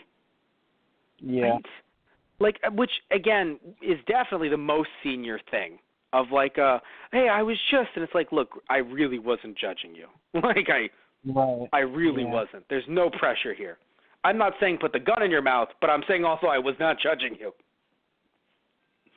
But yeah, so anyway, I don't know what else to say about the film other than it had its issues, most definitely, both from a the mental illness perspective and even some narrative issues. But I gotta say, because we're comparing it to other Shyamalan films, he's not back in the Sixth Sense, No. right? Yeah, no. Nothing will ever top The Sixth Sense. I don't know. I mean, I haven't seen Split, and I haven't seen Glass, but like I'm not going to ever say that he can't make a movie that could top it. But I will say though that it isn't a decline anymore with this movie, even with its issues. In terms of storytelling, and in terms of the horror, and in terms of the family dynamics that he had back in The Sixth Sense, I would argue he hasn't had a strong family dynamic like this since The Sixth Sense. I would say that much, though. Right. In terms of a strong family unit that you could relate to, right? Yeah, that's fair. I think it's been a while. Because even with Unbreakable, there was something about the chemistry between Bruce Willis, his character, and the wife that, yes, they were supposed to be estranged, but in a way I made the joke to you when we did the Unbreakable review that it felt like it could have been an extension of The Sixth Sense, like he's still dead. Right. Because there wasn't, I mean, there's nothing wrong with the kid in Unbreakable, but I don't know, there was just, actually no, there was a lot wrong with the kid in Unbreakable, never mind, if you remember. Like my dad's a superhero, I'm gonna fucking shoot him. Yet the kid in this movie would be like, dude, just rap. Actually, the kid in this movie would be like, and I thought I was gangster. Oh my God. I mean, think about it. The kid in this movie was like, you're not wrong. Yeah, no, he'd be like, I thought I was gangster. This guy nearly wanted to shoot his dad. Me, I was just getting sad about Little League. Oh, God. Oh, by the way, I have to say, though, the hurtful thing, because you thought the Little League story, or, the football story, like that was the hurtful thing. It's when he had that break at the end of the movie where he starts tackling the old man like he's playing football like he wanted to. Yeah. When he froze up in fear. Like, because when he recanted the story, the idea was, I froze up in fear instead of doing what I needed to do. In this case, due to, his phobia, and just in general being in that situation, he froze in fear. He had the diaper thrown in his face, which was like, dude, that was just, like, there's some bad shit that happens in movies, but I was like, that's just odd. Like, it's weird, because I'm not saying the kid's character was likable, but when the old man whispers, like, I never liked you, I was like, that's just rude. I know you hung that lady from a tree, but as long as you didn't whisper that to her before doing it, you were still polite. Oh, my God. No, but that's just, like, you know what I'm saying? Like, that breaks your psyche more than other things that happened to them during that entire trip. Like, not only was I your fake grandpa, I also hated you. Dick. Like, I don't know. Like, to me, maybe to some people, they'd feel like it was worse if he was like, and I loved you. But, like, at least you could be like, oh, well, that's just, that's the crazy talking if you really want to fucking, delude the mental illness stuff, that far. But, like, that's the crazy talking. But, like, to have him just be like, and I hated you. Wow. Yeah. Shit. Like, wow. Jesus Christ. And so, because that's the thing, like, he was sitting there like, I wanted to have a fun time with grandkids like they would have wanted. Oh, they would love to have heard the story. They're dead now, but they would have loved to have heard the story. And then after all that saying, and I hated you, it's like, my real pop-pop would not have said that, I think. I won't know, but I'm pretty sure. I'm pretty sure he wouldn't have. Yeah, Jesus. It's like, I may hate your mother, but I don't hate you. What? Yeah. Oh, by the way, I love how, like, when the mom described finally the big thing, I was like, okay, that's bad, but, like, there's been worse. Granted, I'm not saying I wanted it to be, like, horrifyingly worse. Yeah. But it's just kind of funny where it's just like, they were so upset with me dating an older man that I hit my mom, and then my dad hit me. and I never Right. saw them again. And it's just, And, and like, granted, that's granted, bad. yeah, I get why you haven't talked in 15 years. Kind of get it. I do. But, like, she made it sound like, and then they took out the chainsaw. Granted, it couldn't be too hard that she wouldn't want to bring them back. But, right. like, Yeah, exactly. but it still seemed like it was enough that she was still so hesitant, at least at first. Because, I don't know, the way she said, and again, I guess it was just a moviegoer thing, right, to get us on track with the movie. It was like she was so uncharacteristically like her. She wasn't like herself when she did that. So that it makes us think, and that's why the mother is this way now. That could have been the start of the deterioration. Because, again, we don't know shit. Right, yeah. You know? So, yeah, it was very interesting. Now, yeah, so as we're wrapping this up, let's talk about the twist again. Not all the, breaking it down and everything, just our reactions to it. Because I really just want to say how I actually, paused the movie and I became the grandma. You remember the grandma when she screamed at the camera? That was me when the mom was like, those are the people you've been staying with? Yeah.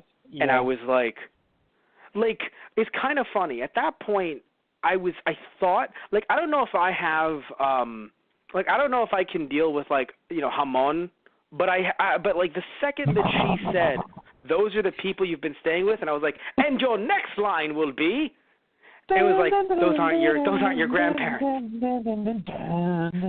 bum, bum, bum, bum, bum, bum, bum. I'll be the one. Actually, no, that it stops right when the grandma sticks her head in. Oh my God! I'll be the one. Anyway, seriously though, but that was my reaction because I just, we said earlier we didn't really expect that, we didn't really see that coming. Right. But, I truly didn't see that coming. Because I expected so many, oh, of course those are your grandparents, but, I don't know, just something odd. Something odd and something off. Not a... Right. Yeah. Because it seems too, not generic, but again, with everything that Shyamalan does, in a way going for something that's something we've seen before. The whole idea of straightforward. Yes. In a way. Yeah. That's just my take on it. But still, yeah, so how did you react? Because you said you were upset you didn't see it coming, but what was your initial reaction? Were you I know you were texting me. You were texting me stuff, but what was the text that correlated to that exact moment? Because you sent me a bunch of stuff. Oh God, I don't even know. So, question. I think my actual words were, "Oh, holy fuck." That sounds about right. Well, because what happened was I was trying not to see some of your texts. Right. I sadly saw some of them, so I knew that the boy was able to rap at the end. But again, I didn't think that he was going to be murdered viciously anyway. Right. So I wasn't expecting Shyamalan to kill a kid like that. I was like, I don't know. I mean, he did in one of his movies, but I don't think he'd do it again. I'll be real. I really didn't know. I honestly thought when the brother was knocked down on the floor and the girl got locked in the room, I was like, they're going to be dead. The police are going to show up and they're going to find bodies. I didn't think both of them would be dead, but I also didn't think that they both would end up killing the grandparents either. Yeah, I didn't see that coming, but it's an odd. I'm glad you guys made it out, but you're also going to be traumatized by this for the rest of your lives. Yeah. I'm sorry, no amount of therapy is ever going to make that go away. I mean, maybe they'll be able to. It was odd, when they put it. I wonder, because they didn't seem that much older. I'm assuming you guys still have nightmares about this stuff. You seem oddly functional after experiencing that. I mean, again, it's like it's just one of those things in general where it's like you can function, when you go through a traumatic experience, like you can function like, oh, okay, you have given me a sandwich. I will eat a sandwich. But I'm sure if it was like, do you want some custard? Fucking she'll scream at the top of her lungs, or like, hey, how about we play Yahtzee? Like the kid will fucking, just start doing backflips. I don't know. Are you okay? It's like the pain. Like you can't. Like after. What? He just like backflips out of the room. Yes. No, like I'm sure he will probably cry if he ever sees a Naruto run. Like he just cannot deal with that. Like no, but seriously though, all jokes aside, right? Being very, very, very serious here about triggers, they will probably only experience certain triggers. So like if they hear, a raccoon, I'm being serious, like a raccoon scratching at like the foundation at night or some kind of, animal or something small, like a mouse, they will probably freak the fuck out. That's fair. But in terms of functioning in their daily lives, like she can. I will admit, though, yes, talking about the parents, even though it's not those two that they know, it's the ones that are dead, I will give you that. That is very soon. I mean, hell, the fact that here's the thing, she physically could edit all the footage, but the fact that she looked through all the footage to edit and didn't, like, break down every 3 seconds is like, dude, like, I feel that like I'll give you. I feel like that's something she never would have gone back and done. I mean, maybe years later, and even then. Yeah. But, yeah. Honestly, I think that could have, like, from a real perspective, that definitely is what would have happened. But, of course, we then would have seen a new actress playing the young girl, and that wouldn't have worked narratively. Yeah. It's frustrating, but it's just the case, Yeah, no, that's fair. Yeah. One thing I want to say, though, is I think the only thing, even though I loved the mom, I love her actress, I've seen her in other things, but I think because I've seen her in other things, it's a bit like T.J. Miller being in Cloverfield. It's kind of like T.J. Miller became, like, he's Deadpool's, like, best friend in the 2 Deadpool movies. Oh, right, yeah. He's the one that runs the bar. Right. So, my issue, but here's the thing, too, though, to be fair. In Cloverfield, T.J. Miller, I would argue, was an unknown comic. Right. Here, though, it's reversed. I know her actor from a lot of stuff. I consider her a higher profile actor in a way that took me out of the movie. Okay. Because it's supposed to, because here's the thing, dude. For me, found footage, unless it's supposed to be like a joke, like everyone is a celebrity, found footage movies are based off of the fact that you don't know anybody. Right. Because these are real people in real events. So you're not supposed to, it's like one of those ads where it's like, none of these people are actors. Them. Right, yeah. Yeah. So in this case, I feel like that was a misstep in casting. However, again, everyone else, the kids, heck, even the grandparents, I got to admit, like, even though I think it was either the grandma or the grandpa, they don't have many acting roles to their name. But they were, I mean, at least like movie-wise. Maybe like they're big in theater and they just don't have that listed on Wikipedia. But they played their parts spectacularly. Like, despite us not liking what Shyamalan and others had put in there in terms of the writing, their performance was in no way lackluster. Yeah. Oh, yeah, no, their performance was amazing.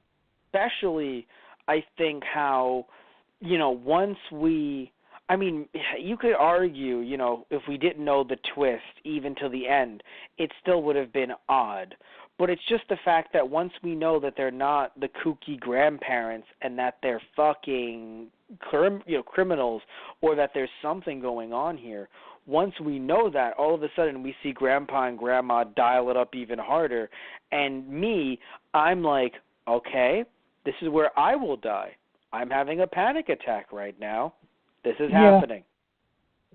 Yeah, no, my reaction to that twist like, after she said it, I'm like, why didn't I see that coming a mile away? Mm-hmm. But at the same time, it was still a good twist. Like, it was a good, solid twist.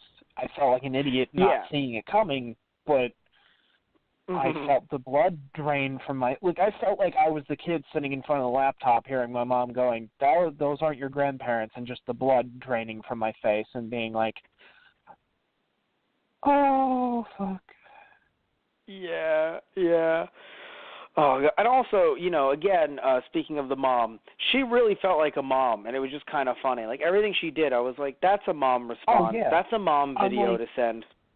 It's the idea of, like, she picks up the phone to call the police. I'm like, you really want to, like, call the cops in front of your kids? Because now they're going to panic. But at the same time, what else is she going to fucking do? She's, like, an hour away at the very least, I'm assuming? What's really funny to me is that, like, what is she going to do? Is she just going to be like, yes, I'm going to go, guys, but don't worry, I'll call the police. Like, no, if the police answered, it would be reassuring. Oh, that's fair. Yeah. What's odd is, I have a question. At any point, did you hear that they were in or around Pennsylvania? Because I feel like that was missing. Oh, my God. Yeah, I I'm don't being serious. remember that. Yeah, okay, no, I know what you mean, because every other movie has mentioned it. I don't remember hearing it. And when they were on the train, it wasn't exactly, but it looked a little bit like the LIRR, like pulling out of Penn. I know they weren't, because when they drove it, when they're actually driving middle of nowhere, I'm like, yeah, they're not in New York. Right. But by the way, I should mention before we officially wrap this up, we always say that a lot and then we just don't. But I want to look at the numbers for the visit. And I say the numbers as in how much it costs to make versus its box office, because that's always interesting to look at, especially with Shyamalan films, because some of them are like, oh, this was very low budget. Other ones were like, dear God, Shyamalan what? So, but let me see right here. Was I going to? And also, I have to think about how many Shyamalans I'm going to give this movie, because again, it did certain things so well, and then I don't want to give it. It's funny. It's one of those weird situations where, in my talking about it, I would give this movie, a lot. Like, it sounds like I'm giving this movie, a higher score than so many other Shyamalan films. But because of some of the stuff that it did with the mental illness, it's like, I don't know if I want to give you an 8. Right. It's strange. But anyway, let me go down here. Okay, the budget for this movie, which, I mean, thank God it was very, it was a small budget, because it's nice that Shyamalan didn't seemingly build a new house like he fucking did with Lady in the Water, where they actually built a new apartment complex. But anyway, the budget was $5 million, which for movies, that's very small, because it was like with Devil in the elevator. Granted, they had to build a set, but still, they're in one location for most of the film. They never. I mean, think about it. Other than their house, as in the house that the mom was in, they were technically. I mean, yes, you could argue they were on a boat. They had to rent out a boat for a bit and film on a camera phone. But even then, the cameras were cheap because they were trying to replicate them actually filming on home cameras, or not like super professional. And at the same time, you also had, You also had them on the farm. And if they weren't on the farm, they were in front of places. They didn't go inside the hospital, ever. Right. They had pictures that were taken, but I think even the pictures were taken outside the hospital. Which, honestly, I'm kind of glad they didn't, because I feel like that would have lowered my opinion of the movie even more. How so? I'm not saying that it shouldn't, but I mean, what would they have done? Because I feel like it would have been. I feel like they would have gone with the usual of how, like mental institutions are portrayed in like a horror setting. It's like it's a decrepit, broken down, terrible place where it's like these illnesses were let to go awry in a way. Mhm. Not saying Which I Shyamalan don't would have think, done that, but that's usually what horror movies do in that situation. and it's nice that they didn't. In fact, they actually had the grandparents trying to be nice people and trying to help. Yeah. You know, like they were actually no, like it seemed like an actual nice right, the place. actual It's just that grandparents these, like actually helping out at the hospital. Yeah. yeah, it just seems like these two people escaped and screamed Right. Yahtzee at a camera. Yeah, pretty much. By the way, when she And then screamed murdered Yahtzee, people. when she screamed Right. Oh, Yahtzee, God. I think they kept they tried to scare us with it, but I don't know about you, but I could feel like I could see in the actress's eyes that she didn't want to laugh. Like I feel like once they cut, she just burst out laughing. Like I just screamed Right. Yahtzee with fucking cookies in my mouth. Yeah. I mean, for me, Like, it was just, I was so unsettled at that point. Like, she probably could have said anything, and I wouldn't have laughed. It could have been something so ridiculous. It would have taken me out of the moment, and I would have been like, wait, what? when Although at Broly, that point, it may have even just disturbed me even more. Because then I would have been like, when wait, Broly, what? she screamed. Yeah. Oh, God. By the way, so budget was $5 million. Guess how much the movie made? How much? $98.5 million. Jesus.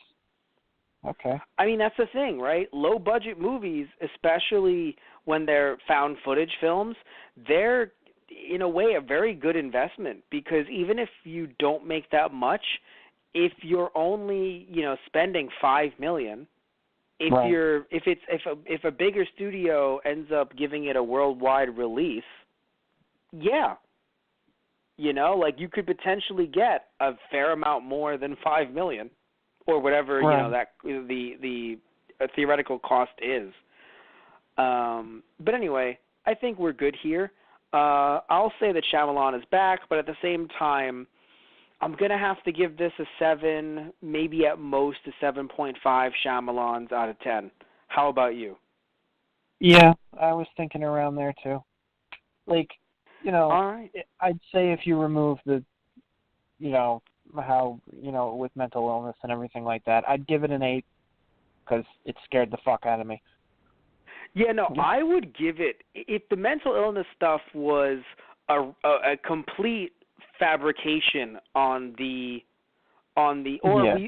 in fact, you know what, just one small scene or one small clip or one small something of learning that they were killers. Like they didn't, we find more bodies, or I don't know, somehow the police find that there were, these were two people that have been on the run for years, but we never knew or something. I, in my opinion, would be like, oh, okay, their deterioration is not seeming the cause of their, of their issues. Or the fact that, they're not just blanket crazy and they're deteriorating, right? If that was the case, I'd probably give this a 9. Don't remember if that's higher than The Sixth Sense, and I will admit that I don't know if I'd be happy with giving it higher than The Sixth Sense, but still, it's just that issue right there does bring it down in my mind. But the movie overcomes so much, and especially its twists, that I will admit, you are able to find a little bit of a hole in it, but at the same time, it's just one of those things where you're right. Maybe you could argue there is a jump in the fact that of logic, and that she never should have let them go in the first place if she didn't have a picture. But you could also say, why would she have a picture if she left so abruptly? That's an odd thing. True. I'm mad at my parents. I will take a picture. Right. Yeah, because we have to remember this is, pre-social media age. Which is funny how the movie addresses, you're so far out in the boonies, you're definitely not going to have any service. You'll have Ethernet, but you won't have any Skype service. Still worked. Well, they had the Ethernet cable, which is reliable when plugged directly into a computer. It's more reliable than Wi-Fi. I guess. How did their house have fucking, like, how did that house even have internet or Ethernet or whatever? It's able to. It's just that because of where they are, they probably had either a data cap or really slow internet. Like, you're not going to have Grandpa rocking a PS4. Right. Downloading, like, 50 gig patches. Like, no. Grandma and Grandpa are just playing, like, Crash Bandicoot in between the murders. It's interesting. This is remastered. It's brand new in a way. Okay, Grandma. I remember when we played the first version. Do you remember that? Yeah, I remember when we murdered Timmy and his family. I mean, played Crash Bandicoot with Timmy and his family. When you said that, you reminded me of Fairly Odd Parents. I meant played Crash, like still with the inflection. I meant this. Anyway, but we're gonna wrap this up. Thank you all so much for listening in. We extended this podcast. It was actually longer than the movie, which I usually hate doing, but when it comes to a movie like this, I think it was actually well worth it. Anywho, I want to thank you all for listening in, like I just did. Also, there will be an attached. No, actually, I can't do that. It's funny. I was gonna record at the end, like, and here's all of our social media stuff, but I probably should do that now because of how crunched we are for time with the 12 Nights of Shyamalan. So, everybody, that's not going to be cut out. The magic of editing will not, the elixir of editing will not be available in this podcast. Anyway. I just want to mention that if you want to, I know, but I'm saying if you want to not only listen to our 12 Nights of Shyamalan, of course, you can go to our Blog Talk Radio account, blogtalkradio.com/thoseguysonthe-radio, but you actually want to watch the video versions, which are just the audio, but in video form, if that's how you prefer to get your podcasts. You can go over to our YouTube channel, which is actually youtube.com/thoseguysonthe-radio. Yes, we actually have more than 100 subscribers, which is actually a big deal for us. We're at 172 right now and growing, which I'm really happy about because we've been doing this for a while, but, it's been hard for us to put out daily content, especially at the time for me to encode these podcasts. Because when it comes to encoding, just me. Editing, coding, just me. Like, I get a lot of awesome, amazing people to collaborate with me on the podcast and even on the Let's Plays or other gaming content over at our Those Guys Play YouTube channel, which is youtube.com/thoseguysplay. But when it comes to the editing, that's me, so it's very hard to get out some of our backlog content. That's why most likely, if you're listening to our podcasts, when it comes to our backlog stuff, all of it is on either our Blog Talk Radio or you can search up Those Guys on iTunes. You can follow our RSS feed there and actually get all of those podcasts when they get released. But yeah, so when it comes to 12 Nights of Shyamalan, sadly we're close to ending this baby, but it's okay. We're nearing the end of our Halloween in July event, which is always sad because, it's, even though, yes, I know Halloween does exist too, but still it's once a year. It's a fun event. It's always fun. So, but sadly, again, coming to a close. But I would like to mention that you still what? I didn't hear what you said. What was that? Now it's Matt's turn to punch me in the face. I said I still don't get it. I still don't get anything you've ever done. I feel like you attacked my baby, so I'm just like, I'm going to fucking murder you. But anyway, seriously, why did you get your degree in anthropology? Oh, Matt, that was actually really real. What the fuck, man? You've done that to yourself, which says more than anything I could have said to you. Oh, shit. Oh, shit. All right, well. I'm sorry. I love you. No.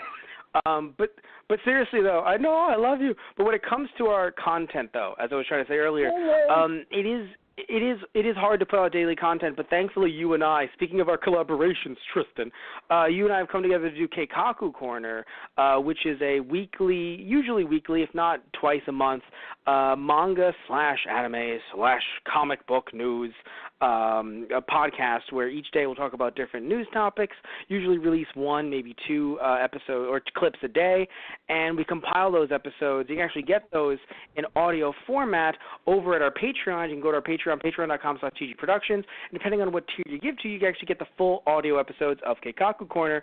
And the reason why those are there is because we do videos, like actual videos of those, you and I just sitting on our couches and everywhere else, on our sets, and just, filming. So when it comes to that, due to the fact that those are usually so long and cut up and everything like that, I can't give you guys a full audio or full video without cutting it up into parts and things like that. So that's why you can get all that over at our Patreon.